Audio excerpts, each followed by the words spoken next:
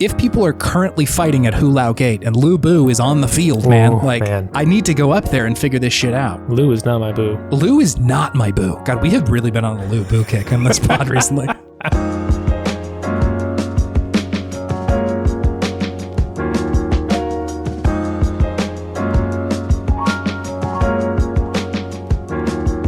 It feels like it has been 1 million years since we have recorded a podcast. 1 million? It feels like it's been 1 million years and 7 days. Why has it felt so long for you? I don't know. It's only been one calendar week. But like, I feel like so much has happened. What's happened for you? I played more video games. I played more games and I had to talk about them. Yeah, I didn't. It's like, listen, full disclosure, we'll get there eventually. Like, I intentionally had to be like, I need to play something besides Baldur's Gate so that I can speak about a video game.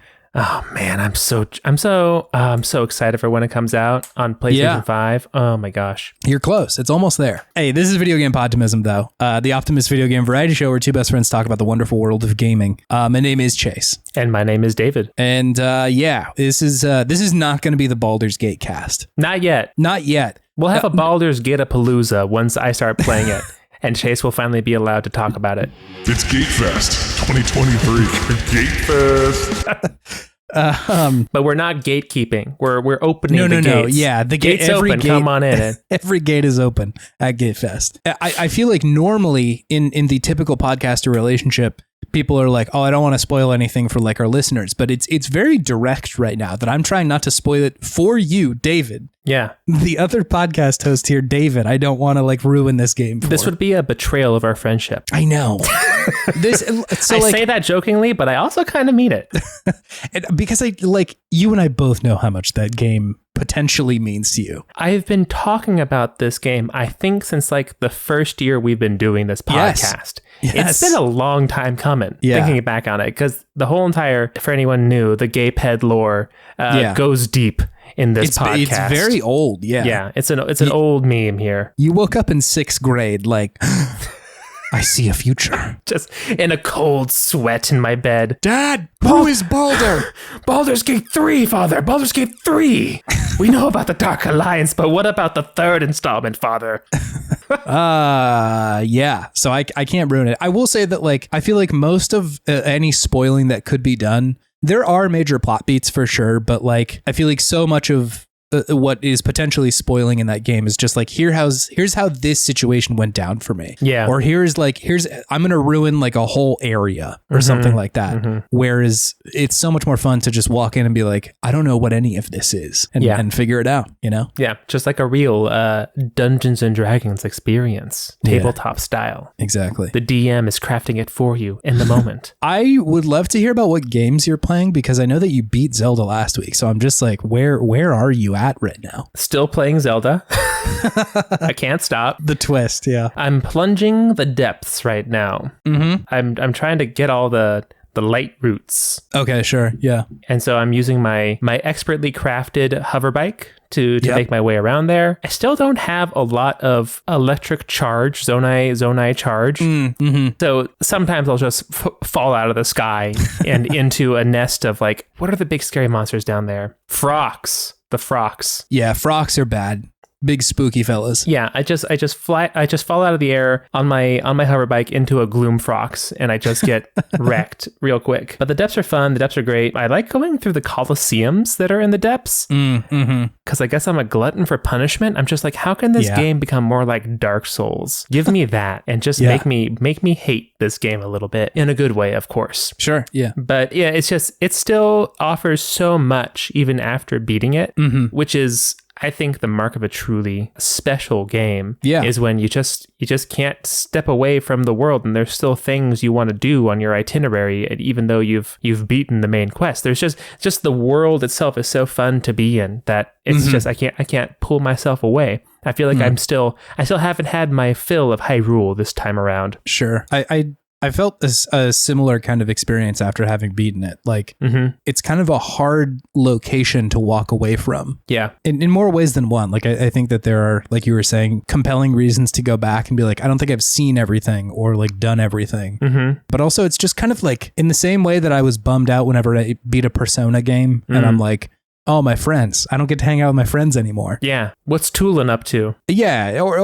I more so mean like in the physical space part of it, of like, it is a comforting experience now to be in this Hyrule. Yeah. And just like wander around the towns or wander around the world itself. Agreed. Which is, yeah, it's good. It's a very good video game. And I think part of it is that since we've already experienced this Hyrule once before in Breath of the Wild, that it really makes it just feel that much more comforting and comfortable to be in this world without necessarily anything to do, but just explore and just see what's new. Because I still discover new things even after playing both of these games. Yeah. And there's still parts of the map that look up like, I don't think I've ever been to this part of the map. And let's just see what's going on in these plains over here or this forest over here. There's almost always something interesting to see or do there. So it's never a waste of your time. It's just, it's so special that they don't tell you to go anywhere, but they just let you guide yourself and still manage to reward you wherever you go.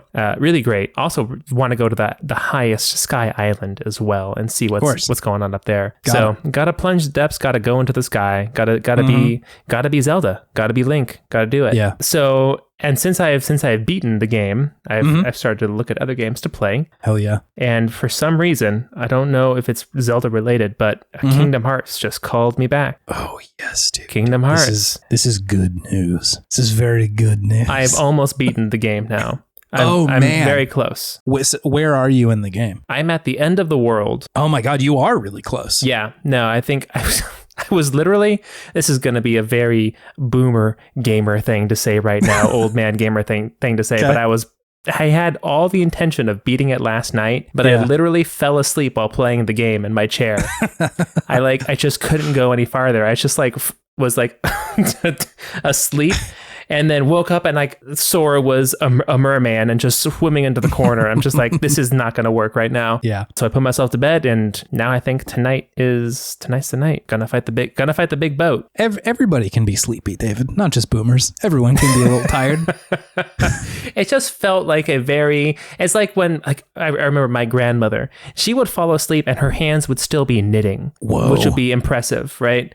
And so I'm waiting for the day where I can fall asleep and I'm still just kicking ass as Sora, like beating the heartless up. Ansem has you have no issue beating Ansem asleep. I beat Ansem. Can you imagine? I'm a sleep game. You like demon hunter it where you learn how to like control your power while you're sleeping still. You saying I'm Zunetsu? I'm kind of saying that a little bit. I'm platinum tier in all the online games when I'm asleep. When I'm much better asleep than when I'm alive. Yeah, I only climb ladder when I'm sleeping. Unlocks my true potential. That would be the coolest shit I would have ever seen if you could possibly play a game while you're sleeping. I mean, that would be damn impressive. Okay, so you're playing Kingdom Hearts. That's a lot of progress. I feel like the last time we talked, you were not that far. The last time we talked, I think I had made some progress. I feel like it had been a minute, but you were talking about Agrabah. Oh, because you were saying that you were getting lost there. Yeah, I got past that. Yeah. Got through Ariel's world. Got through pretty much all of them. And then once I smelled the ending, I'm like, oh, this is it. Yeah, it's time. And that's when I think the game also gets kind of real good. Personally, at least in the first one. So I don't want to get too into it, but I played a lot of Kingdom Hearts, and we're gonna save a lot of what this conversation for a future podcast where we really dive deep into this one. I know. I was just at like 4 different conversations played out in front of me, and I'm like, I gotta get to them. We gotta save this. I know, Shelve it for right now, and we'll get there. Yeah. But one thing I will say is that Mallory has watched me play Kingdom Hearts 3 through completion. Yeah. And was so confused by why there were all these anime characters in this Disney game. And they saw me playing this one. It's like, oh, are you playing the same game over again? I'm like, no, this is the first one. So I'm just going back. We're going to play it for the podcast, blah, blah, blah. And she's just like, oh, okay. And there's watching me play this game, and it's getting into the end game of the game, right? The ending of the game, where they're really going into like the story of it all. And then she's just sitting there watching, like, wow, I'm really impressed that they made like such an interesting story with this game. I'm like, yeah, you you're right. Like the first game, the story was still comprehensible. There's still a lot of vibes going on, but man, you could still really grok like fully what is going on here with this game. And then of course it just went bazonkers wild after that. But yeah, it just made me appreciate the first game just that little bit more, just from that outside perspective. Like, yeah, the story's actually like, it's impressive that they're able to just make this story around all these characters. Yeah. Which was, I think, I don't want to spoil too much, but like part of the secret sauce for the first game was just like the novelty and like the, oh my God, how do they make a game with Disney characters and make it interesting and fun for gamers? Right. So yeah, it's a great game. I love it. It's so fun. Yeah, it's really good. I also felt walking away from it like that felt restrained in comparison to the other ones. Yes. Which is impressive because it's still bonkers. There's still a lot of wild shit going on. Especially like once you get to Hollow Bastion. But like, oh yeah. Yeah, in comparison, it feels very muted. Not in a bad way. Like, honestly, I like both, right? I like how simple this one is. Simple. But correct, yes. And I also like the weird, wild shit that's going on in the other ones. But I think the first one, you definitely see, like, I can totally understand what's happening in this game. Absolutely. Like, some of it, you're definitely taking on, like, I need to suspend my disbelief about what being a heartless means, or, like, what a quote-unquote heart is. Yeah. All that stuff is a little, you just kind of have to take it on faith. But, like, the rest of it's pretty understandable what's going on. Yeah. Yeah. They have their own philosophy and science about what a heart and a heartless and a nobody is, and you just kind of have to fly with it, because it kind of seems like it changes at any given moment. But the first one's great.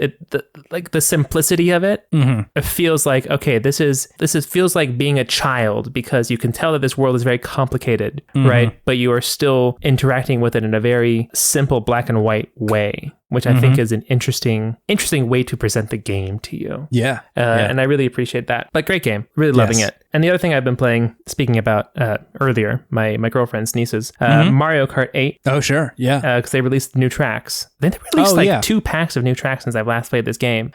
Really good. Really good tracks in this pack. Yeah. I'll talk about another one later in particular. But I just Mario Kart, what a game. Like, how do they go on past Mario Kart 8 at this point? Like, what more, I don't know. What more can they do to make Mario Kart spectacular? Because this game, the bones of this game came out, like almost 10 years ago? Yeah, for the Wii U.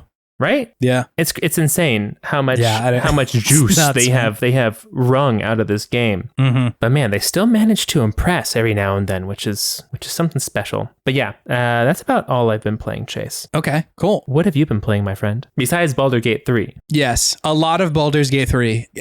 I just lose hours to that game. I believe it. Sometimes I sit down and play other games where I'm like, wow, that was only half an hour. I felt like that was much longer. But Baldur's Gate 3, I'm just going to go and play.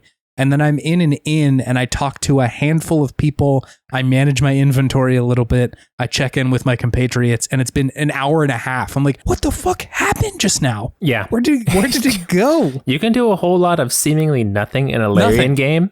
Yes. It feels like you've spent 5 minutes and spent like an hour and a half. Like, what the fuck? A hyperbolic time chamber of video games. Honestly, yeah. But I've got 2 other things that I've been playing, and I've got to say, this combo of video games is the weirdest. The 1-2 punch. It's a weird 1-2 punch. It's like a 1 punch to have some tea. Like, it's just not even close to a combination that you have seen before. It's just like not 2 things that go together. Sure. But let me start with one, which is Dynasty Warriors 9, David. Oh, okay. Isn't that on wasn't that for free somewhere on streaming? Not for free, you paid for it already, but whatever. It may have been on like the monthly PS Plus games, I think or that's whatever. what it was, right? Was it PS Plus game this month? I think so. I was thinking about playing that too. It's weird, this video game. So, like, just real quick to set a little bit of a stage. I love Dynasty Warriors games, and I also recognize that they are not very good.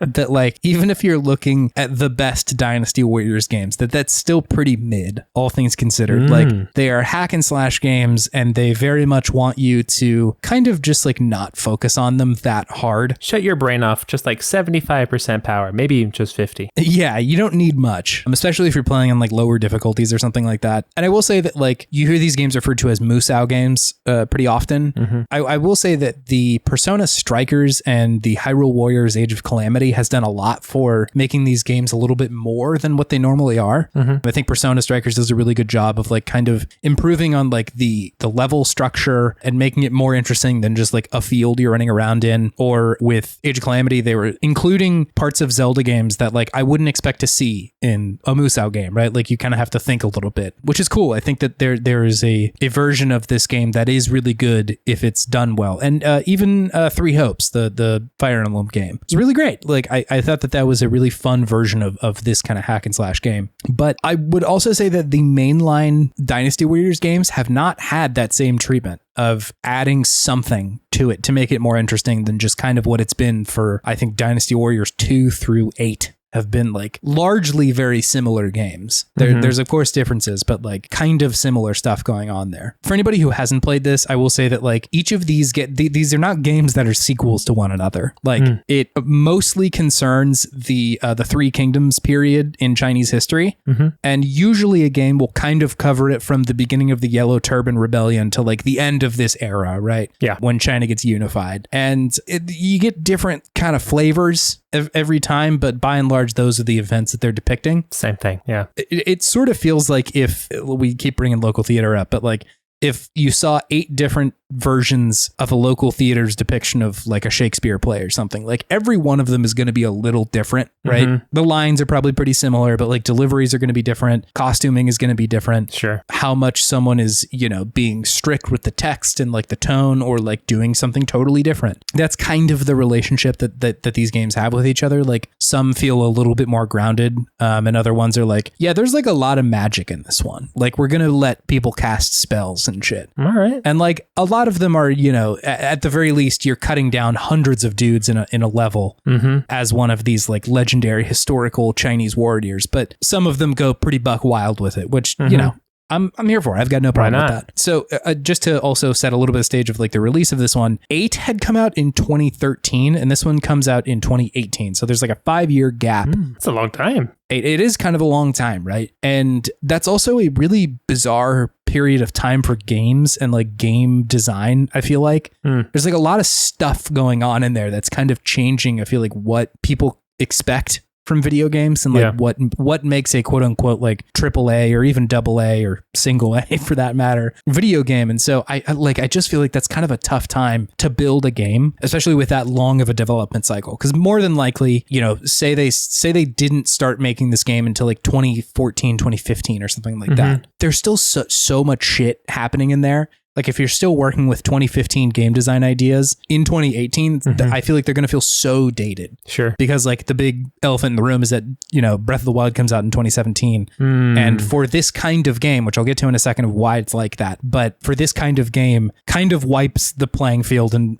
is like, we're going to do things totally different and we're going to change how these games are even thought about. In an interview with, I think it's the longtime producer of these like kinds of games, with Kenichi Ogasawara, he felt like unsatisfied with the amount of change that had taken place between 7 and 8. And so he's like, all right, we're going to take a bigger swing at 9. Right. Cool. So what they ended up doing was making this game kind of an open world video game, which I think works and doesn't work. There's a couple things that like are in there. I will say that the moments that it does work is actually really amazing. Like when you get to see like this persistent map of China at war, that's pretty fucking cool. Like it is pretty neat to be able to just visualize like this area of China is currently fighting, right? You can see the kind of conflicts that are going on up there. Being able to just like wander around the countryside and like stumble into these like skirmishes that are happening is pretty sweet. Like that's cool. And something that these games are always saying, but you don't really see a lot of the time is that they're trying to depict China as just like consumed with these wars, right? Yeah. Like it is all encompassing the fact that conflict is here. And of course, like, you know, it's not true that there's just like constant roaming bands of superheroes fighting each other out in the countryside. But like, I think the idea that they're trying to depict there of like this fighting is constant and brutal is supported with an open world, because you'll just be like out in the world and like, oh, there's just a band of people fighting each other over there and I need to go like help out or whatever. I think that works. in a way that like the bespoke levels just can't really communicate, because you go into a level, it says like, here's your confined map and here is the victory conditions and defeat conditions and all that sort of stuff. And that feels very video gamey. Not a bad thing, but that's like, it's more traditional video game stuff. And so I think to put it in this open world and say like, yeah, you're able to tangibly kind of see this space does a lot to connect you with the story that they're trying to tell and like the world that they've built. I guess, you know, China's a real place, so it's not like it's a world building, but like it does a lot for that. So do they let you travel through all of China? So far as I can tell, obviously I haven't played this whole game, but like I didn't stop running in the game. Like they really let you wander around, which is cool. I think that's really great. In the same way that it's like fun to see New York in Grand Theft Auto 4 kind of definitely not realistically depicted, but kind of a version of it built is really cool. The same thing with LA and GTA 5 or really anywhere that's trying to show a real place. It is interesting what they decide to include in the game, but something that like I think is also present is that this is like definitely not the best open world I've ever seen. Sure. Like you really do have to run from one area to another. And there's like a lot of space. It's supposed to be China, right? Like a gigantic landmass. Yeah. And so like you're running a lot. And in a game like Marathon Simulator. Yeah, no, kind of like it's a horse riding simulator at a certain point. And in a game like Zelda, they have made that work because in the most recent two Zeldas, you just have this big overarching goal of like beat Ganon. Calamity Ganon or Ganondorf or whoever, and you're being kind of pulled along by your own curiosity along the way, right? Yeah. And like Calamity Ganon's there, but like he's not blowing up your shit every second of the day, you know? Like he's present, but the threat seems to be kind of contained. But you're pulled along, and the world is constantly asking you like, hey, what's this cool thing over here? Don't you want to go explore? Yeah. And like the open world reflects that, right? Like the two kind of build on each other.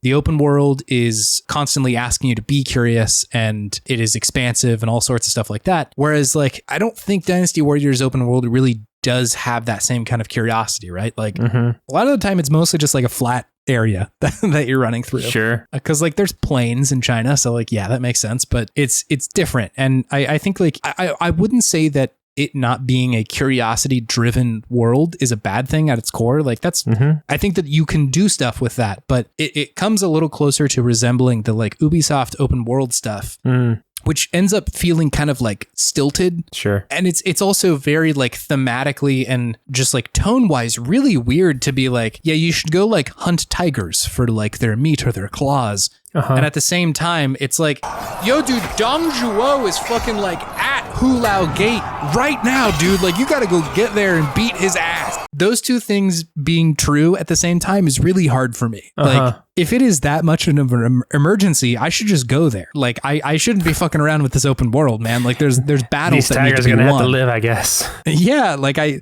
need to figure it out. Whereas I don't think Zelda ever really presents you with like that urgent of a problem. Gotcha. So are you always just like constantly running between different like critical attacks on your territory in this game? When I got to kind of the main loop, that was the case. Like, damn, that sounds stressful. It felt stressful. I was like, dude, I need to go like figure out what's going on with the Yellow Turban Rebellion, dude. That shit sounds bad. It almost reminds me of like the Soul Calibur 2 arcade game where you would have like territories, but like it would be in slow motion. So you could just come back whenever you want and like defend your stuff, as opposed to be like, it's happening now, go and defend it. I think like it probably moves at a much slower pace than I was expecting.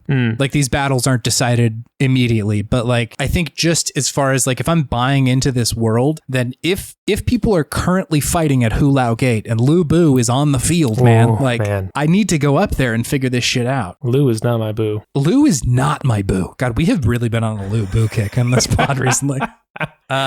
He's a great figure. He's an indomitable warrior. And I'll also say that like I'll see if I can find some screenshots, but the UI in this game is unmanageable. Just like, oh no, there's so much shit on the like pause screen that I just sort of like turned it off and didn't look at it anymore because I'm like, I can't parse that. There's so much stuff. So, you know, that's probably it's half my fault for saying I can't do this. And also the game, like, please, dude, you got to give me a little bit less than this.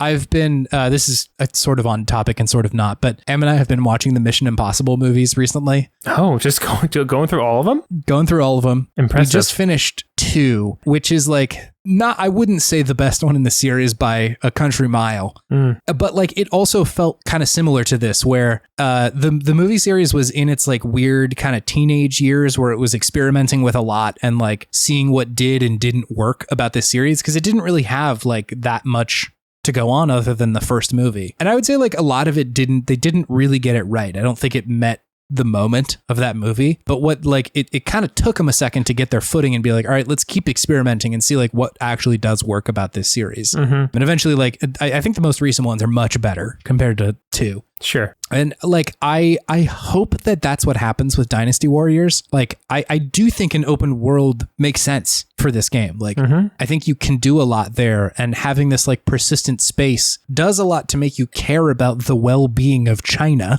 you know, which is something that like I don't get in any other Dynasty Warriors game. It's just sort of like I need to beat the big bad guy. But like every character in this game is constantly being like, I need to help this country like unify and figure it out. Obviously, like I'm sure that's a fantasy, right? Like I'm not a historian of Chinese history, but like what the game is trying to say is that these people are like heroic and want to like help the country out. And so I think you being able to get acquainted with the space actually does a lot for you to do that too, and kind of drives you forward in a certain way. But I fear that the lesson that they're going to take here is we should just go back to doing what we did. Like, let's not learn a lesson here.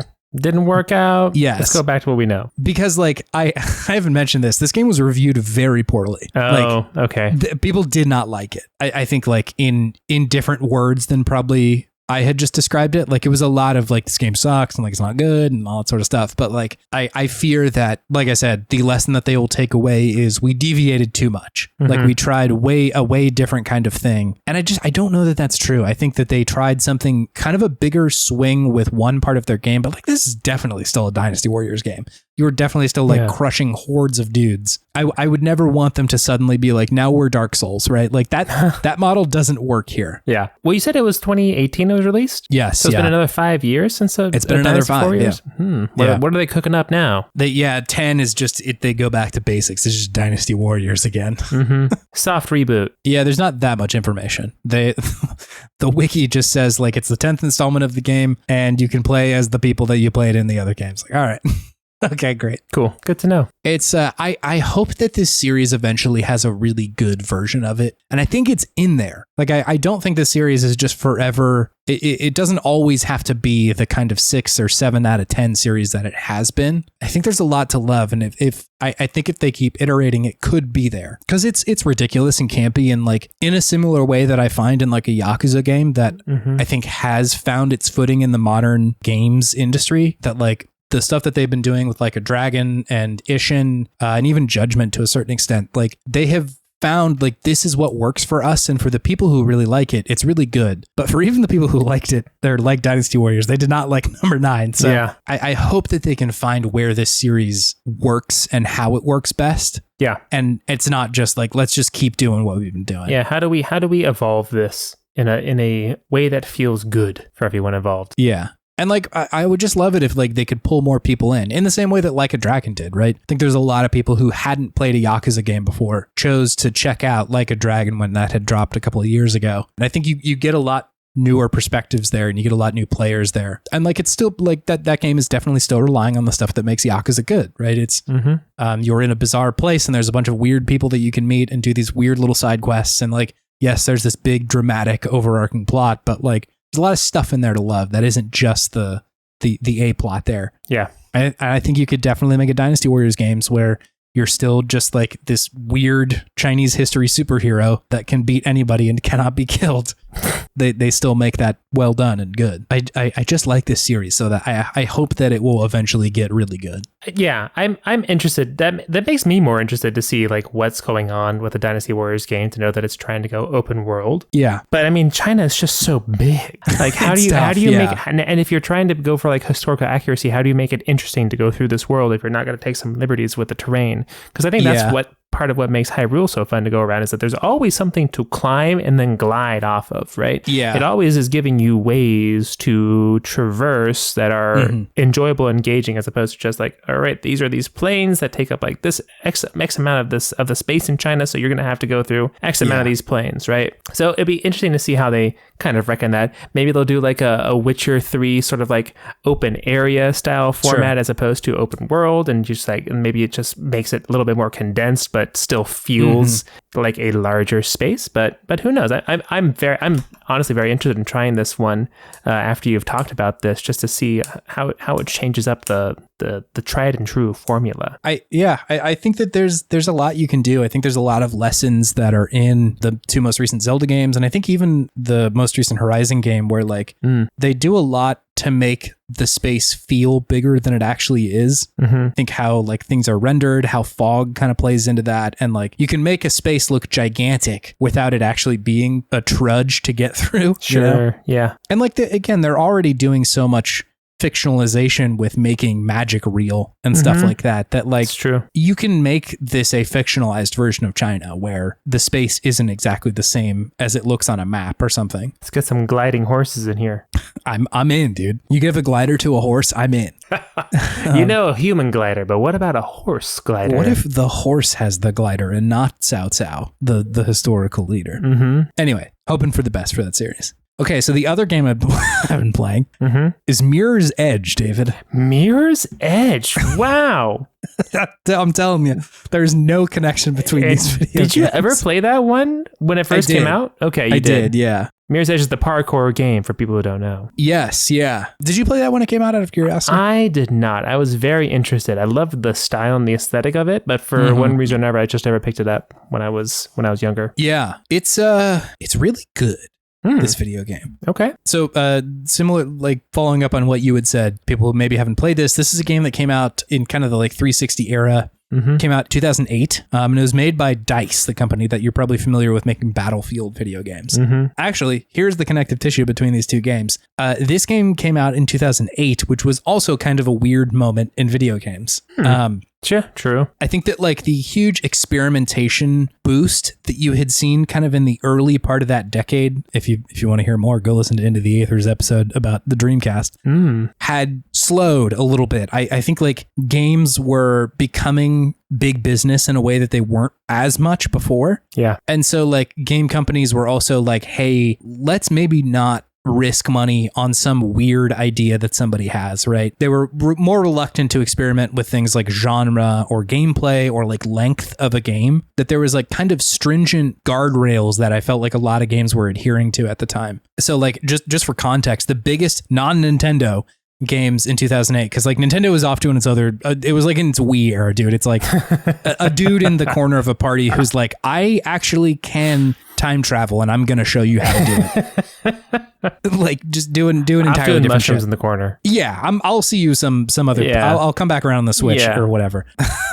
But the non-Nintendo, like, you know, most sold games in 2008 were things like Grand Theft Auto 4, BioShock, Call of Duty World at War, Battlefield Bad Company, Army of Two, Gears of War 2, Fallout 3, Metal Gear Solid 4, like, and it's the era of the AAA game. Yeah, and like a very specific kind of AAA game. Yeah. And like, don't get me wrong, there's a lot of games in there that I'm like, that's actually a very good game. Like, don't say that that's bad, but the main verbs that those games all have. Man with a gun.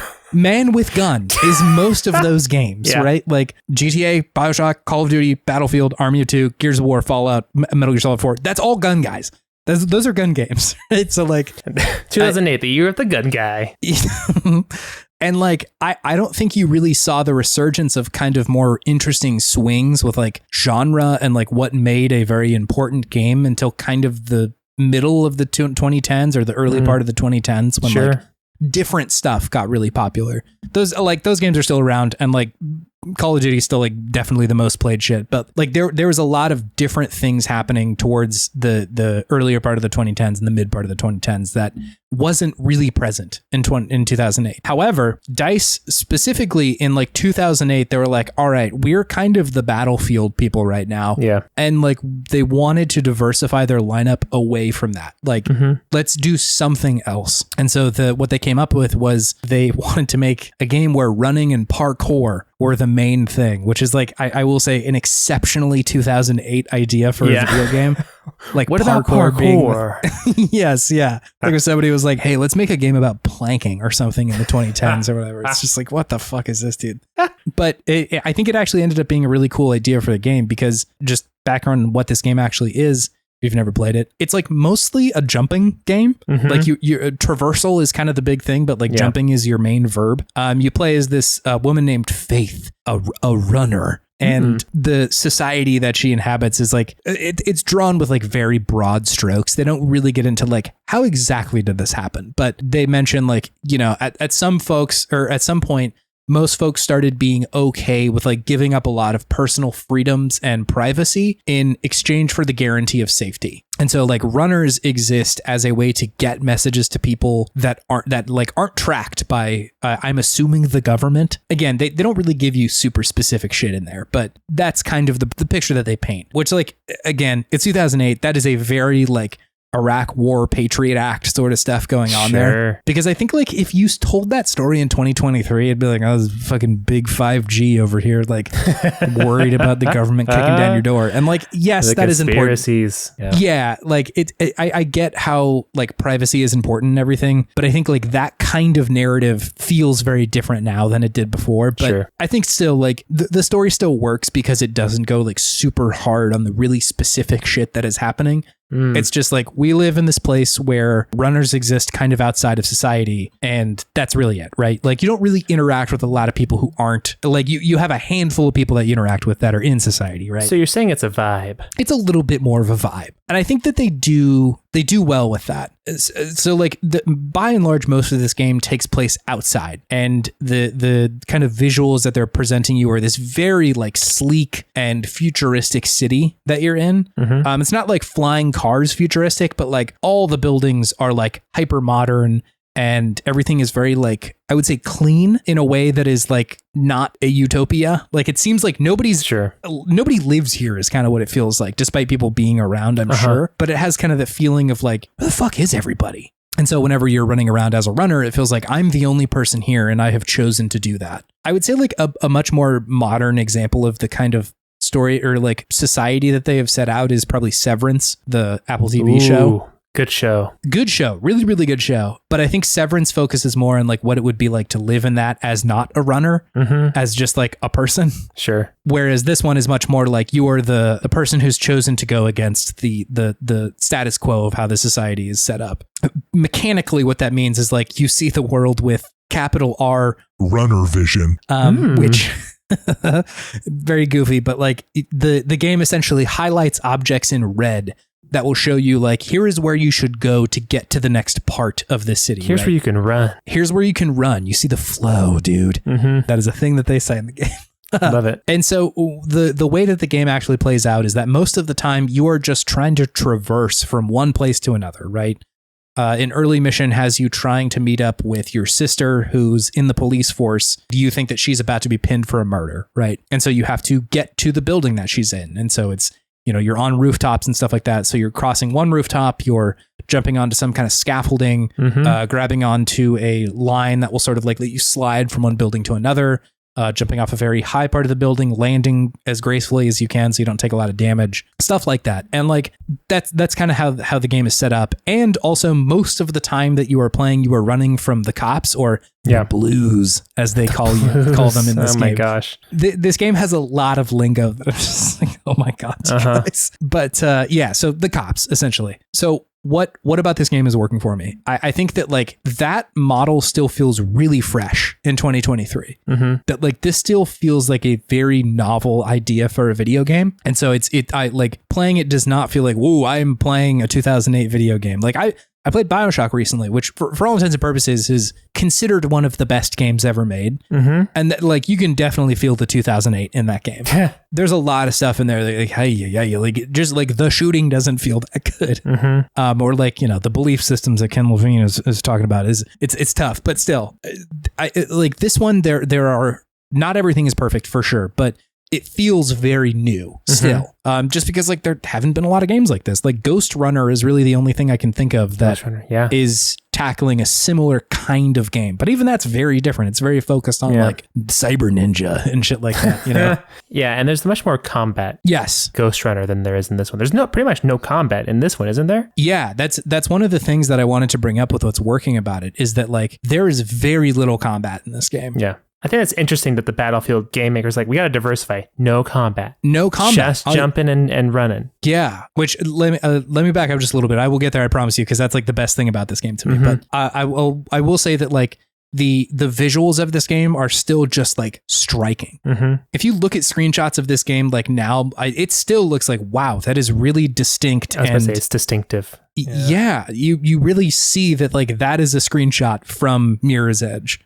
It reminds me of the art of this Dutch painter called Piet Mondrian, I think is how you say it. Did you know this artist beforehand, Chase? I knew that he existed. I didn't know his name.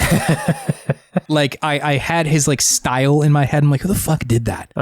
He makes like these kind of like primary colored focused and very blocky paintings. And like you see that in this game so much where it's like one building is just like totally white on one side. The blue is completely blue, or the sky is completely blue in one kind of single tone. And there are just like dots of red and blue across the landscape. And like I think you see that. I'll try and post that in the Discord if anybody wants to take a look. But like you can see it when you're looking at these two things. And something that Piet described of his own work was that, and he was an abstract painter. So what he said is that pure abstract art becomes completely emancipated, free of the naturalistic appearances, which I think like really helps support what they're doing in this game because the city feels unnatural. Like it is pretty and kind of gorgeous to look at in a certain like kind of futuristic sense, but it is like devoid of people or like trees or anything, you know? It is a very like unnatural place. And I think that this art style really helps that as much as it is like pretty and inviting,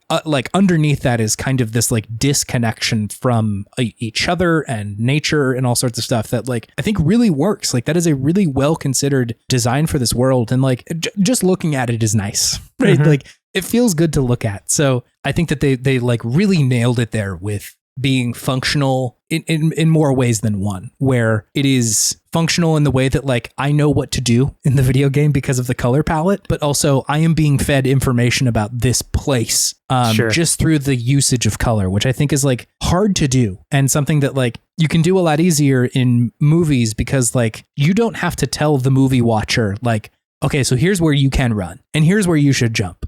And stuff like that. It's not that's not a part of watching a movie. So like it is easier to do that. But in this kind of game, you also have to be communicating like here is something that is interactable or here is something where this is kind of the direction you should be going or whatever. So I think they just totally nail that in a way that still feels really good. I think that the gameplay is still really great when it works. When you line up like 5 good jumps and you're swinging from like a monkey bar and you come down off a long jump and you like hit the trigger at the right time to do a roll so you don't take damage. Like all that feels so good. And it like feels, I'll emphasis on feels like you're improvising and like figuring out where to go. And it's like just by the skin of your teeth, you're making it through these situations. I think that that's not actually the case. That's not actually what's going on under the hood. Like there's a lot of times where I don't know where to go initially and I kind of have to figure that out. And I'm like, was there even another way I could have done this? Like they do a really good job of setting you up so it feels like you're figuring it out, but I actually don't think that that's always the case. I think sometimes there are, or like frequently, there's really only one way through. And like I think that's okay, right? Like Mario also doesn't have that much improv in it, you know? Like usually there's like only a couple ways you can get through a level unless you're like a pro Mario play. Yeah, like usually it's like, well, there's one platform there and I need to get over there. And like this game is kind of Mario, right? Like it is mostly a jumping game. The to the point where like the strongest attack you can do in this game is jumping on someone's head. That is an instant knockout. And that's very Mario. Yes, and like you get an achievement when that happens the first time that says it's a me. So I'm like, okay, that's people good. Know where the influence is coming from here. And like what a like gutsy thing to say, like we're going to take one of the oldest verbs in video games and try and figure out how to do it differently. You know, like that's pretty wild. First person jumping. Yeah. First person Mario is a wild thing to try and do. But like I said, Mario doesn't have a lot of improv in the way that this game is kind of trying to make you feel. But I think something that Mario does a lot better is that it is really obvious what you need to do. And execution is the hard part. Like in a Mario game, it is so obvious, like, oh, I couldn't make that jump, or I could have, but I got hit by a fireball, or I didn't time that right, or something like that. Whereas that's really not always the case in this game. Like there are definitely moments where I died a couple times and I'm like, why didn't I grab the ledge? Was I supposed to have been able to and just didn't do it right? Or like what went wrong there? And I'll do it again. And sometimes, unfortunately, the answer is like, I don't know. Game just didn't grab it. Like, which is a bummer, because I think that like in this kind of game, I think trust has to be such a big part of it, of like trust between the player and the designer, of like, you know, the limits of your character Faith, right? Sure. Her ability to grab something or not grab something. And like, I sort of see that as just, you know, it's 2008. People haven't really done this yet. So it's hard to do that. But I wish that wasn't always the case, that like, I always understood that wasn't the right jump, or I wasn't supposed to go there, or I shouldn't have been able to make that. And sometimes it's just like, I guess I did. I don't know. That's a crucial part of any platformer. Right? Yes. Yeah. Just like knowing like, oh, okay, that was me, or that was you don't want it. You don't want it to be, oh, I messed up because the game didn't register something, right? Yes, because then the thing that goes on in my head is like, am I not doing it right? Is this the wrong approach? Then it's confusion, right? Yes, which isn't great. And like, I think that it doesn't happen that often in this game, but like the times that it does, I'm like, that's a bummer, because like everything else about this is so good. To the point about non-violence, I think that is such a wild swing for this game. Like, so most of the time the enemies in this game are shooting at you. Like the cops are just unloading bullets on Faith constantly.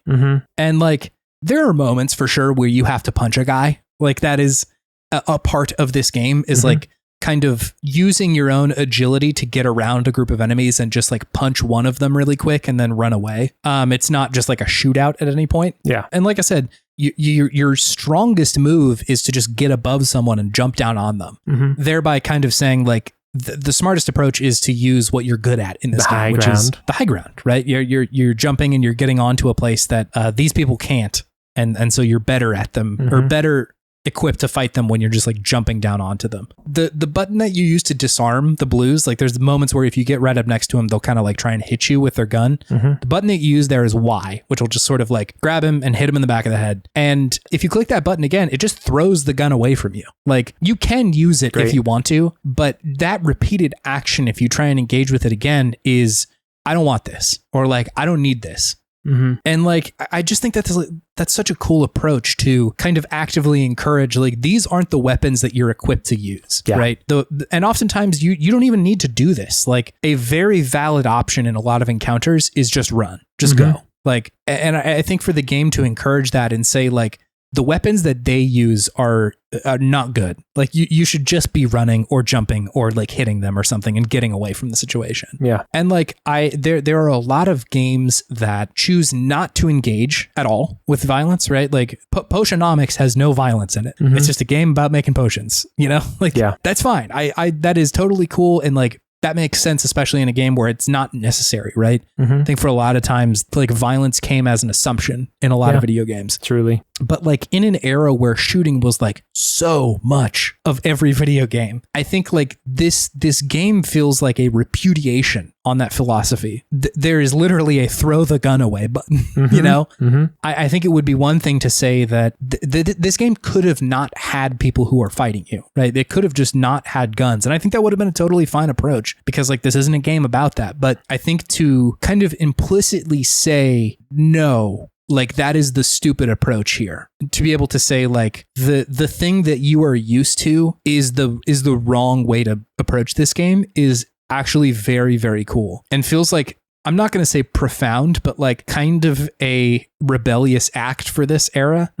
Like I said, just because like of all the games I listed above, like all of those have a gun in them. And you are always encouraged to use them, even if it's a trank gun in Metal Gear Solid 4, right? Like you're always encouraged to use it. Whereas this game is saying almost the opposite of like, you shouldn't do that here. This isn't the right space for that, which I just think is so like wild. That is a wild thing to say in 2008 and like still feels appropriate, right? Like shooting games are still a lot of video games. It's a lot less of the equation than it was then, but like that is still a big part of video games. And so I think that like that message has not dulled at all. And the way that they communicate that hasn't dulled. It's like at no point in this game do they really say like, dude, guns are for losers. Only winners punch, you know, like that. That's not something that comes up. But I think that the way that they're communicating it through the mechanics is actually really, really impressive. Yeah. It's pretty cool. Yeah. It is a bold statement for that time. Yes. And I think that if I remember correctly, a lot of previews and reviews are like, hey, why can't we shoot? Why can't we do that? I would like to shoot a gun. I think just people were so used to it that it felt weird to not be able to do that. And even like the marketing of the game for a while had Faith holding a gun, right? Like that was part of her description. And like, that's not what the game is. Yeah. You can do it if you want to, but it's just like not that effective most of the time. It's not a shooter. No. And it's hard to control. Like doing the shooting isn't very good. It's much easier to just like jump and get above them and do something else. Yeah, I think this game has aged a lot better than I was expecting it to. There's some spots on it, I think mechanically, right? Like if this was made today, I would want them to be very clear with like how you are supposed to approach a situation, because like Mario games have gotten so fucking good at that, where you know exactly whether or not you should have made that jump or not. Yeah. And also communicating to you as the player, this is the way to go. Even if like the game wants you to feel kind of like you're improving, I think games or platformers specifically have gotten really good at being like, this is the way and here's how you can approach this. Yeah, looking at you, Kingdom Hearts. Yes, yeah. So lost so many times. Yeah, there needs to be a better map in those games. Anyway, this will bring me to my Podtimistic thing of the week, David. Which is? It's just a shitload of characters in a video game, man. Oh, okay. Just a fucking... Dynasty Warriors? I'm thinking of Dynasty Warriors. I'm thinking of a game that we'll talk about in a little bit, has a sequel where there's so many fucking characters. I think like, I can't remember if it's Mortal Kombat 3 or 4, just had like an insane amount of people in there. And like, all things considered, that probably leads to not a very balanced game. I get it. That's probably not great for the competitive community, but like when I pull up to a character select screen and they're like, we got like 100 dudes in here. I'm like, yeah, dude, that's very exciting, especially if they like all play a little bit differently, right? Like Marvel vs. Capcom had a really good approach to this, where like every character felt just like, yeah, that's what that person should feel like, rather than just like everybody has this kind of attack. Or the most recent Super Smash Brothers, where there's like it's everybody. We got them all. We got them all. They're all unique, mostly. Pit and Dark Pit, looking at you. Yeah. It's always fun. I just love a big nasty roster. Big old Rosty. Dragon Ball Z games. Oh my God. Yeah. Dragon Ball Z games are so bad about this. It's so bizarre because some of them you'll have like 10 guys. And then like other ones, it's like, we've got every iteration of everyone's form in this characters.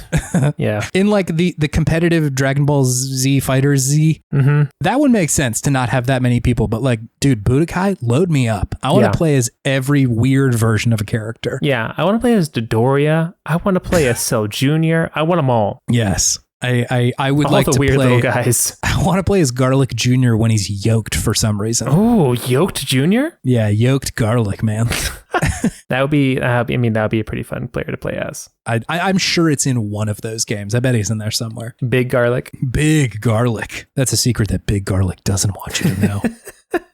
Gilroy's hiding secrets from you. Do you have something fueling your sense of optimism, David? I do. It is Squeaky Clean Sprint from the newest wave of Mario Kart levels. Squeaky Clean Sprint. This level is so good. It just it's just distills everything that's great about this game into one level. So the track is you're in a bathroom. Yes. And it's like real My Rubber Ducky and Me energy, right? It's just like a clean, immaculate bathroom, just like joyous. Let's get clean, baby. Everything is nice. Everything just feels so welcoming and clean, right? It's great. Yeah. And the music is fantastic. You go through a drain at one point and there's like gunk in there, and then you come back out and it's clean again. It just makes you realize, wow, this is one clean bathroom. It's just so good. I was shook while playing this level. Yeah. Because not all of the Mario Kart levels are, I think, this quality, but this is just such a great example of what this game can provide in just like a 2 or 3 minute loop. It's also original, right? Like this is a new. Yeah. Yeah. I think every wave has one totally new level. And they've all been good, but this one to me has stood out as being the best that I have played so far. Yeah. A very Pikmin kind of level. Like Pikmin. Just like everything is big here. Yeah. Like you're in a space feel that tiny, you're familiar with. Yes. Which is also fun about this level. You feel so small. Yeah. Which is, I don't know, always fun in like a Katamari Damacy Pikmin type the right? Yes, yeah. Just making the mundane new again by making it large. Yeah, totally. Also, quick aside, some of the new Mario Kart levels have have like anti-grav boosts on the top of like ledges that essentially make it a half pipe. Oh my God. Which is very fun. Yeah. So you can like boost up in the air. They have an arc of coins above it. So you can hit all the coins, then come back down. It just, when you hit that chest right, it feels so good. Yeah. It feels so good when you hit that chest right. People making Mario Kart levels are just like putting on a clinic. Whoever these people are. Hats off. Hats off. You deserve every raise you ever get in your life. Yeah. Not that anyone else doesn't, but they really deserve it. They earned probably this more one for sure. Probably more. But yeah, that level was just, it was shocking how good it was when I played it the other day. Just, how some of those just stick out, Yes. Yeah. Oh, it's a good one. Got to give it a shot. I bought the pass, so like I'm sure I've got it. It's got some good aerial bits. It has some real good curves and turns. Some good speed to it. Lots of places to boost. Yeah, which I think is always important in a Mario Kart level. I don't want to feel like I'm not boosting on a certain spot. I always want to feel like I'm gaining speed. Always gaining speed in a Mario Kart level. Well, sick. Hey, do you want to move on to our main thing, David? Yeah, let's do it. Cool.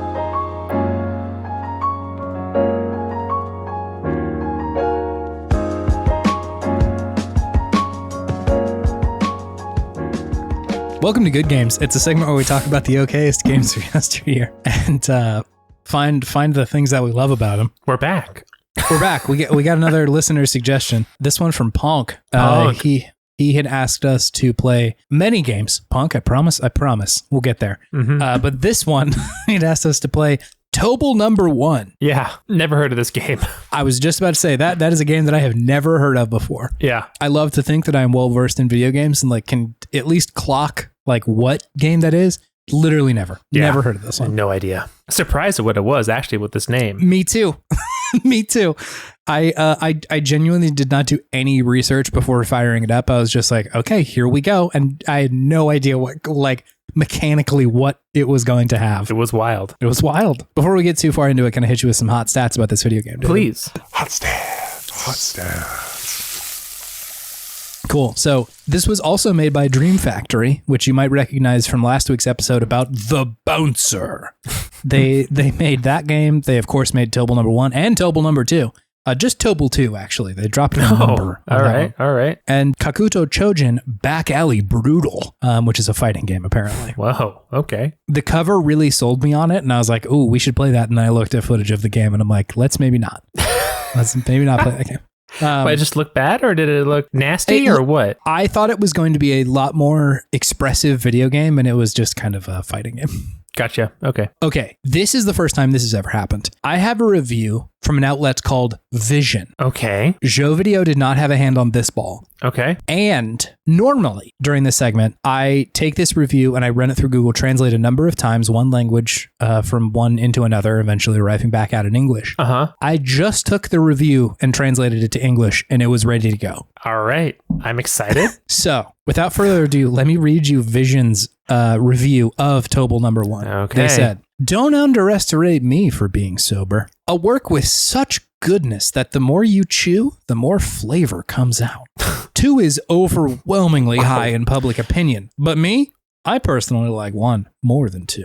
I think 2 has much better graphics, but don't you think it adds too many systems? And they gave that a 4 out of 5 for Tobal number 1. Were they comparing 1 and 2 in this review?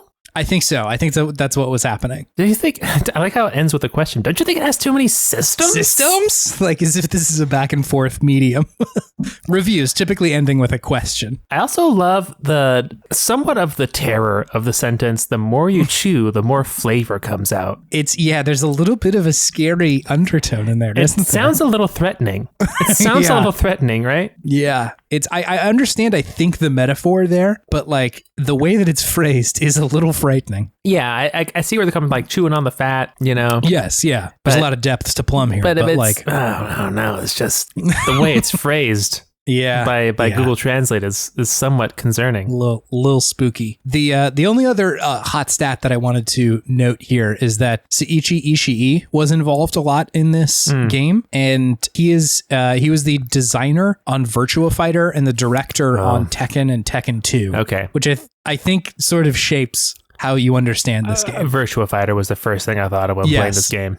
Yeah. Yes, but hey, can you tell me what Tobal number 1 is, David? Tobal number 1 is a arena fighting game. Mm-hmm. You are one-on-one with a cast of different characters that you can choose from, who each play a little bit differently. Yeah. You can play against your friends, and you can also play a single-player quest mode as well. Mm-hmm. To varying degrees of success, in my opinion. But yeah, I guess it's combo heavy. It's light on the actual explanation of the game mechanics. And it does have a pretty interesting like grappling system once you can actually figure out how to do the grapples, which is difficult. It doesn't tell you. Yeah, it does not tell you. But yeah, that's pretty much the game, I think. Yeah, it's a fighting game. Pretty straightforward. It's a fighting game. Yeah. Yeah, I'm with you. You got it. So do you want to hear what Ponk said first, or do you want to talk about this game first? Ponk me. Okay, I'll Ponk you. Ponk, I know also like writes reviews for video games, so that might explain the length of what I'm about to read you. Okay. But he had said on Tobal number 1. Tobal number 1. I'll admit when I found it in my folder of old game discs, it was the first time I had remembered this game existed in a long time, which, yeah. It's a pretty small scale arena fighter like Air Geese, which I had mentioned last time. He said, which got a shout out last week. Side note, I'd always pronounced it as Air Gaze. No idea if it's right. Is it German? Who knows? So Tobal was, I think, an attempt at a new, quote, iconic, unquote, fighting tournament game with Akira Toriyama designing the characters. I loved it because I was playing it at the same time as Dragon Ball Z was on before school, and Tobal definitely felt like a knockoff version of the Z Fighter crew. Mm-hmm. I had a big crush on not Goku, aka Chuji, though I could appreciate the muscle bombing character. The wildest thing about this game is that beyond the usual arcade mode, there is also a quest mode, which turns into a dungeon crawler, Secret Souls-like. Mm-hmm. Also, because of the super simple Virtua Fighter-esque character models, the PlayStation 1 game could run at 60 frames a second. We can barely manage that 4 PlayStations later. The best part of it all is that Tobal number 1 was the 8th highest selling game that year in Japan. Not because of the game itself, though. It came with a playable demo disc for Final Fantasy VII. And that was the reason most people bought it, which, That tracks. That tracks. That also explains some of the success of Zone of the Enders, which came with a demo disc for Metal Gear Solid 2. So I know that story. There you go. I think like I'm about to agree with a lot of the things that Ponk had said about this one. Mm-hmm. What did you like about this game, David? I like the characters. Mm-hmm. Yeah, Akira Toriyama. What a great character designer. Yeah. I think 2 weeks in a row, the games have been carried by the character design. Because, I mean, Tetsuya Nomura, in the Hall of Fame of character designers, in my personal opinion. And Akira just has a very distinctive style, always makes their characters feel very alive and distinct from one another. So, yeah, it was a fun cast of characters to choose from just in the initial start screen. I did like they included a quest mode. I feel like that was not something that was very common for fighter games back then. Did it succeed very well with that? I wouldn't say so. I would not say so. It was kind of a bear to control, but it was, I think, a ballsy step in a different direction for a genre that, for people who maybe aren't just like wanting to pour over frame data, can get a little stagnant sometimes if you don't have some sort of story or plot to draw you in and get you familiar with the controls, as opposed to just, in this game, they don't really give you much of a tutorial. It just kind of dumps you in and says, okay, figure it out. Mm-hmm. So yeah, I did appreciate the quest mode. Yes. And, I did, now that I know that it was running at 60 frames per second, the character animations are really good. Very smooth. Reminds me of the bouncer, right? Yes, yeah. Because it's clear that they put a lot of time and effort into making things feel and look fluid. Mm-hmm. I would say that the combat does not feel somewhat slow and clunky like it did in the bouncer.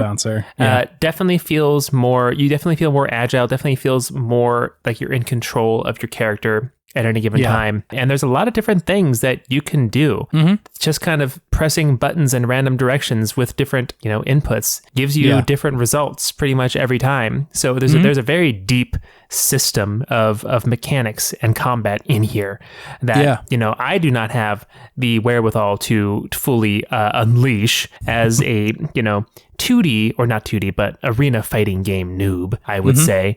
Smash is much more my thing. Yeah. But I thought it did feel, you could feel the depth and the complexity of the system that they had created, which I always appreciate in a game. Yeah, totally. I'm with you. The animation felt weirdly good. Yeah.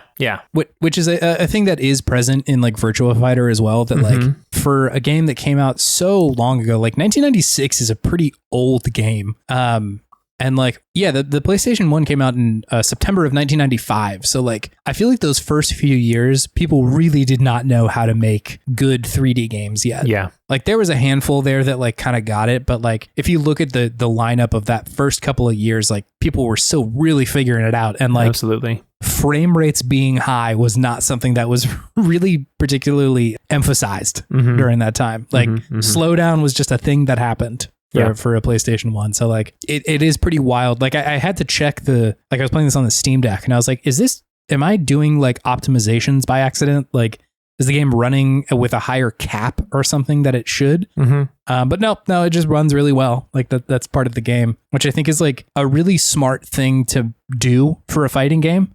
And like, Virtua Fighter has this too, but like if you're in a fighting game, I feel like frames count for so much. And so like if you're getting slowed down or if it's stuttering at all, it's like, how am I even supposed to play this? Absolutely. Yeah, it does matter a lot more for fighting games. That is a good point. And like 2D games, like that's a manageable problem just because like it wasn't nearly as resource intensive, but like when you're making the transition to 3D, it's hard. I feel like it is not always well done like that. Yeah, I also loved the character designs in this game. It's feels like not Dragon Quest and not Dragon Ball Z. Right. you got Fishman, you got old guy, you got robot, you got main character, you got lady main character. You got maybe a demon. Maybe a demon man. Yeah. Did you play all the way through like an arcade mode fight? Most of the way. I would get my ass kicked after a while. Sure. Did you fight Mufu? No, Mufu. Dude, Mufu was so groovy with it. Mufu? Oh, yeah. Mufu is a vibe. He is so groovy with it. What is he? Yes. What are you, Mufu? The way that he fights is so strange. He immediately starts the fight just like kind of doing one of these, like putting his arms up at the person. Is he like a jazzercising toad? I have no idea what he is. I think a toad is a pretty good description of what's going on there. He's got a big body and I think he is a jazzerciser. aerobics toad. I would actually love if we could walk through these characters and you could tell me like rank their how groovy they are with it. Like just how they move or just how they look? Just their whole vibe, kind of how smooth they are with it, And for anybody who's listening, I'll put chapter markers here and then use the like chapter art so you can see who we're looking at because this is an audio medium. Let's start at the top with Chuji, the like main character person that you will see on the cover of this game. So you're telling me you're asking me how groovy is he? How groovy? Give me a vibe check on the groove. He's like a 3 out of 5 on the groove meter. I'm with you. He's straight down the middle. It looks like he will enjoy listening to a groove, but he won't actually groove to it with his body, because that might be that's maybe sharing too much of his inner self, and he's trying to maintain this veneer of coolness, of above it allness, you know? Tough guy exterior. Tough guy exterior, yeah. He'll tap a foot. He'll tap a foot. He will tap a foot. You're totally right. He's also like exceptionally jacked, so like I wonder if that body even really knows how to dance, you know? That body only knows violence. Yeah. Epon. Ponk described her as the muscle mommy. Muscle mommy Epon. Yeah. I feel like she's probably a 2 out of 5 on the groovy scale. I was going to say 2, yeah. I feel like she looks down on grooviness. Yes. Which is why Chuji is trying so hard to not act like he wants to groove deep down. Is there a canonical romance here? I don't know the lore. I don't know. They just look like they're the two like male female characters, and I just would assume that they would be. I guess I'm getting like kind of Yamcha and Bulma vibes from them. Yeah, I'm with you. Which is why I'm putting them together, because of Akira Toriyama has infiltrated my mind with his art. Yeah, once upon a time and currently. So I guess that's why I'm shipping them in my head. Yeah, but yeah, they definitely don't have to be shipped. Sure. What do we think about Faye, the old man? Faye, I think he's gonna be like a 4.5 on the groovy scale. 4.5. That is a strong endorsement. He's a groovester. Yeah. He's the kind of guy who had a sordid past in the groove halls, you know. Mm-hmm. He was a 5 at some point, is what you're telling me. Yeah. He slowed down a little bit in his older age. I mean, his hair seems to naturally grow in a mohawk, which like pretty smooth with groovy, it, you know. He's got his eyebrows are longer than his mustache. Lengthy. Yes. It's impressive. That is impressive. Gren Cuts, the kind of canonical villain in this game. Definitely like a 0 out of 5 on the groove meter. This is our first big disagreement. I think he's pretty groovy. You think he's pretty groovy with it? It's only because when he fights, he just goes, yeah, or woo, which is pretty smooth. So you're going based off of the sounds he makes. Yes, because visually doesn't look all that groovy. He looks like Ken to Ryu. He looks grumpy. He looks a little grumpy. He looks like grumpy fighter Link. Yes, it does kind of look like Link, huh? Yeah. His name is almost green. Yeah. And Link, to me, is also not groovy. Yeah, not a particularly groove man. Yeah. Let's move on to Hom, the robot. I'm getting like a 2 out of 5 on the groove for him. I was going to go 4, David. You're going to go 4. I would say like if he had like a groove function, he could groove. One of his attacks is he just like spins his upper body and like holds his arms out, which felt pretty groovy to me. That's groovy to you? I mean, I could see it, but he's a robot. I think that's immediately, you're a robot. You're definitely already, I think, to me, you have to prove your grooviness at that point. You got to prove you're groovy. Is it him or is it whoever programmed him? I think Faye built him. I'm pretty sure. Faye Pusu? Yeah. I could see a 3. I could see a 3. All right. Perfect. Thank you so much. Goga, the demon man. Goga. He's got ill right in his name. I mean, he does. He's thrown me for a loop. I don't know. I know. He's either just like big angry guy energy or he's like groovy like Biggie Smalls energy. And I don't know which one he is. I feel like he could be Rex from Mass Effect, and I feel like Rex might know how to throw down. I feel like Rex would know how to throw down, but I feel like there's still he would never allow himself to fully throw down. You know, he wouldn't allow himself to lose control that way. I'm with you. What number are we giving Goga? I'm gonna give him a 3. Okay, jury's out on Goga. Yeah, I would need to see him dance.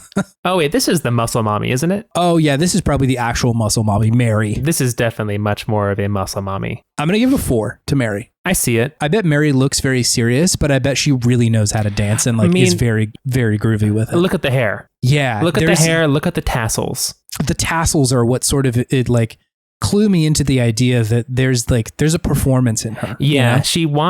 She wants you to see the flow of her motions. Mm-hmm. Look at the hair flowing, the tassels waving. And then get kicked in the head. And you get kicked in the head and say, I'm sorry, mommy. So 4? 4, yeah. Great.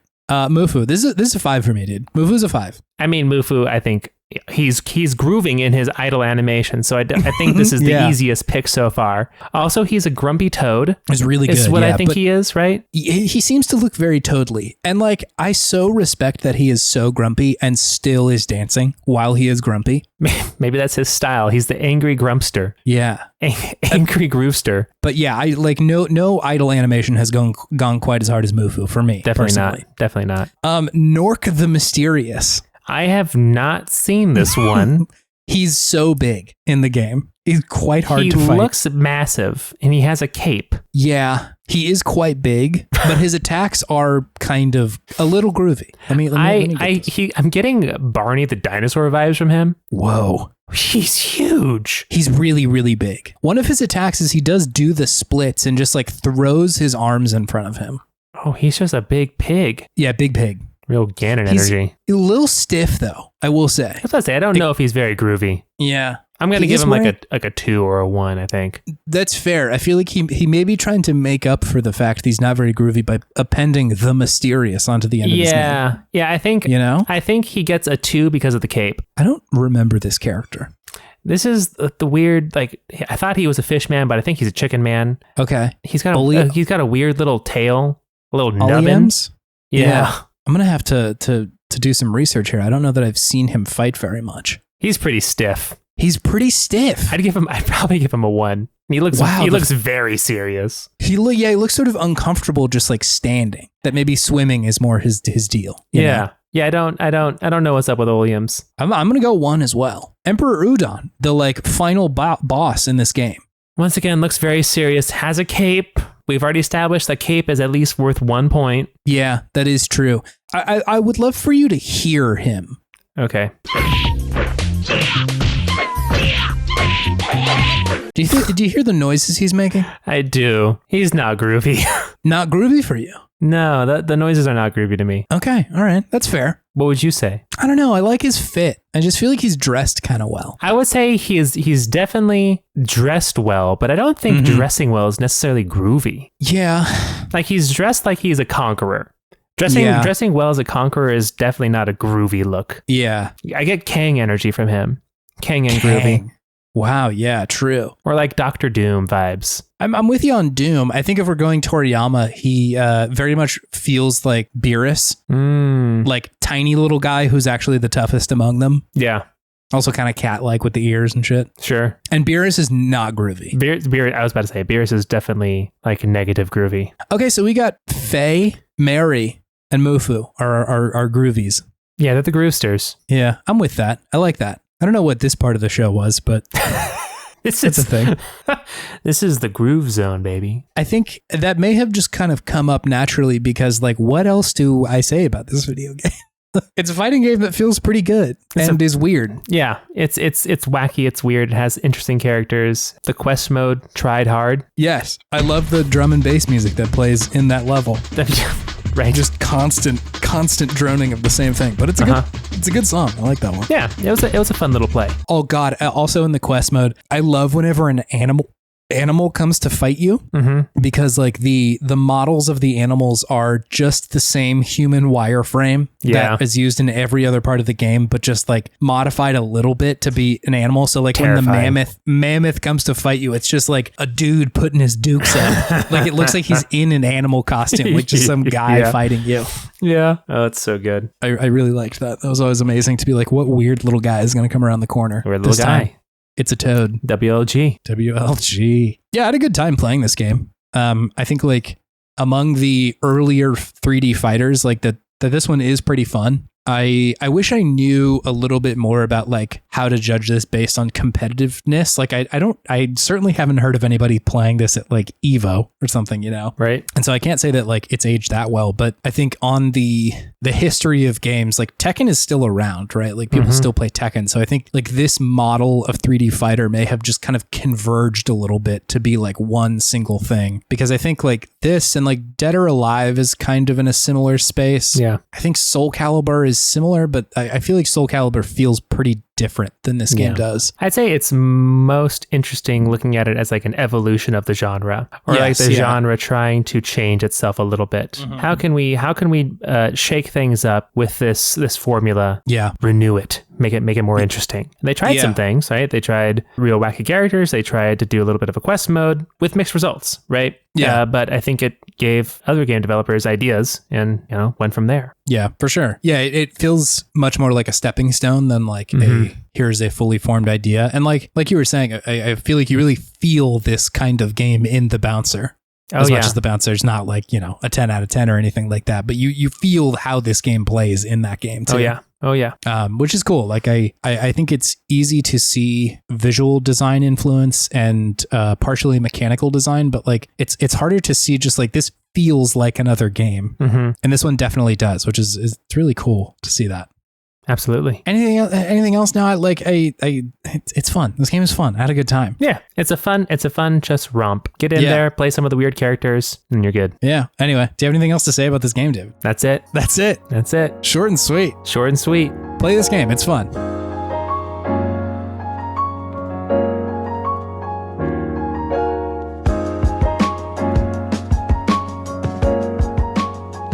All right. Hey, everyone. If you would like to interact with our podcast a little bit more, you can go to our website at podtimism.com. You can check out a list of all of our old games. You can suggest games or bits or anything for us to do on the show as well. We will get to it eventually.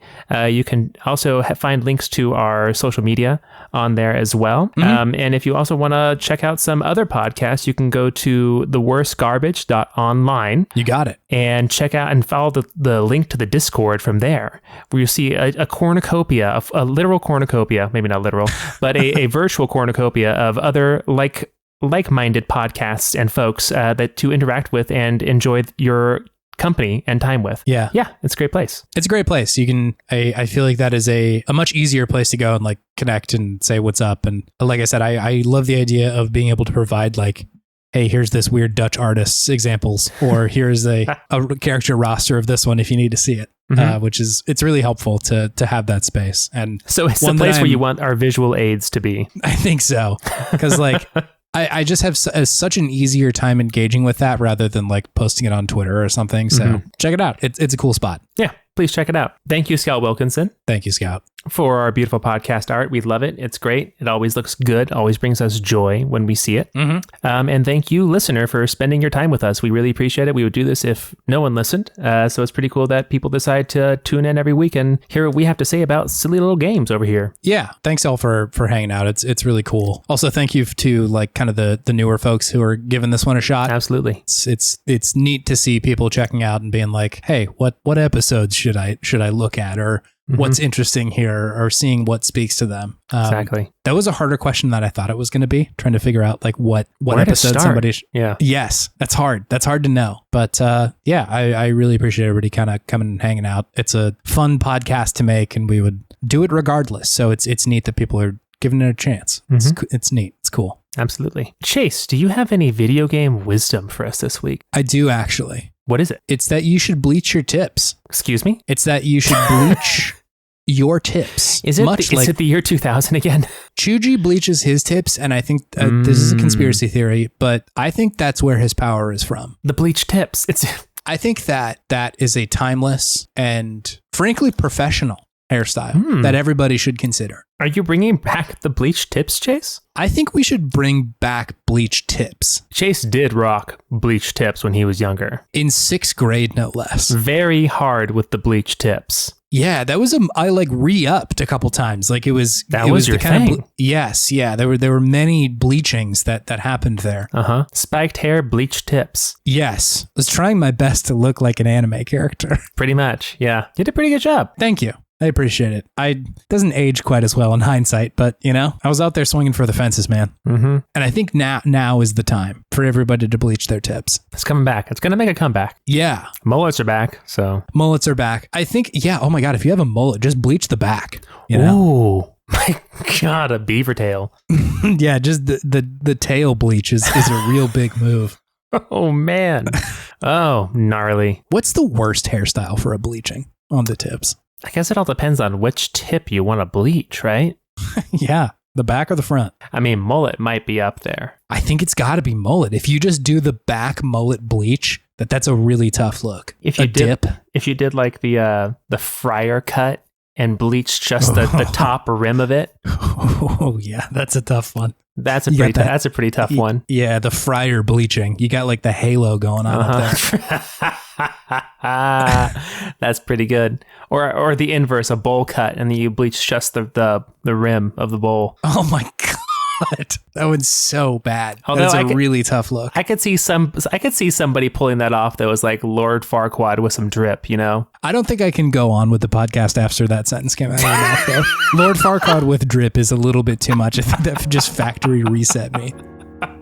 It's too powerful of a sentence, huh? Yeah. Fair enough. All right. Bye. All right. See ya.